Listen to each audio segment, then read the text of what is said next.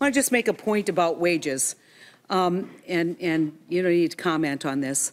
Almost 20% of the people in our country earn less, who are wage earners, earn less than $12.50 an hour. I don't know how many of you think you can live on $12.50 an hour, but I think given that you're working a 40-hour week, 32% earn between $12.50 and $20 an hour. $20 an hour is just barely $40,000 a year. And the next 30% is 20 to 30, much of it heavily weighted on the light end. In fact, I've seen one survey that has told us that 2/3 of all wage earners in this country earn less than $20 an hour, hourly wage earners. If you don't think that that presents economic challenges, if that doesn't change, we're wrong. I think that there is optimism. Optimism is leading to taking on more consumer debt. I think we're seeing that.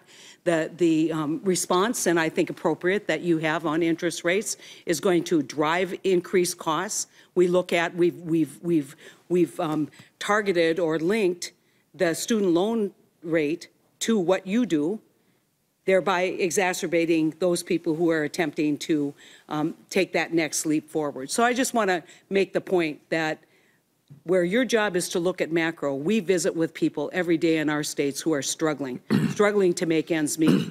And I want to transition to the next place for me on North Dakota struggles, and that's trade. And you know, I've been asking questions about trade since for 2 years now.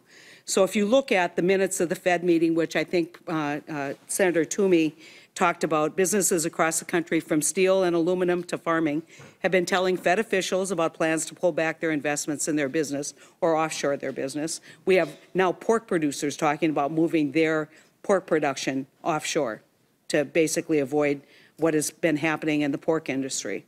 These industries, I think, have good reason to be concerned. Economists across the spectrum, including economists in private sector, Morgan Stanley and Goldman Sachs, European Central Bank, the IMF, they're all raising alarms with trade tensions looming. So if the president's trade policies continue to result in escalating tariffs by our trading partners, I think this is going to have serious damage to the economy, and in particular to producers and consumers in my state. Now, just to give you a number, North Dakota is the 9th most dependent on imported steel.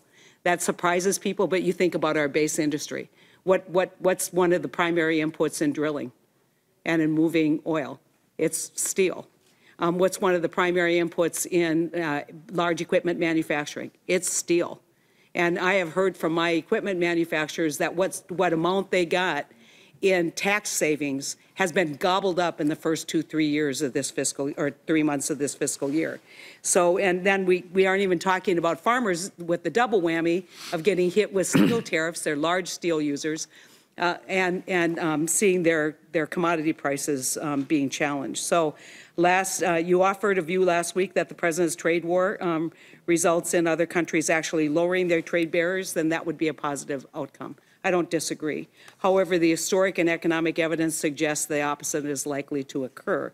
In fact, if you look at efforts such as Smoot-Hawley, we can go all the way back there, we know, and I believe, history will tell you that it contributed significantly to the depth of the Great Depression. I don't say it causes it, but it certainly did not assist in early recovery. So would you agree with former Chairman Ben Bernanke when he said in a 2007 speech on trade that restricting trade by imposing tariffs, quotas, or other barriers is exactly the wrong thing to do for the economy? I would, assuming you're talking about them remaining in place over a sustained period of time, absolutely. Well, you know, I get a little frustrated by this short-term pain for long-term gain. I think that we're going to have long-term consequences in agriculture because I think we're going to have emerging markets in a competitive space that we haven't before. We already see the Chinese are subsidizing their farmers to grow soybeans. We see that Brazil and Argentina are amping up their soybeans and arguably could be, in fact, buying American soybeans, marking them up, and enjoying our market with the markup as we struggle. So in that same speech, then Chair Bernanke cites studies which show that the effects of protectionist policies almost invariably lead to lower productivity in U.S. firms and lower living standards for U.S. consumers. Is there any reason to believe that these studies are no longer valid? None that I know of. Okay. Chair Powell, I make the point on Bernanke's comments and historic record because we can't afford to put our head in the sand and ignore the facts about the impact of the administration's trade policies on our economy. I think it's clear I've been probably one of the most outspoken critics of the president's trade policy here, certainly on this side of the aisle. And if we want to improve trade, the right way to do it is to expand trade agreements, in my opinion, not impose reciprocal tariffs. And so I am deeply concerned, and I know that at this point you are taking a watchful eye, but I am deeply concerned about the long-term ramifications of this so-called short-term policy. And certainly if we see the next tranche, the $200 billion, and then beyond that we see tariffs on automobiles, we will, in fact, be in a full-on, escalated, damaging trade war. And I don't know where that ends. And if this is a game of who blinks first, the best thing to do would be to get to the negotiating table.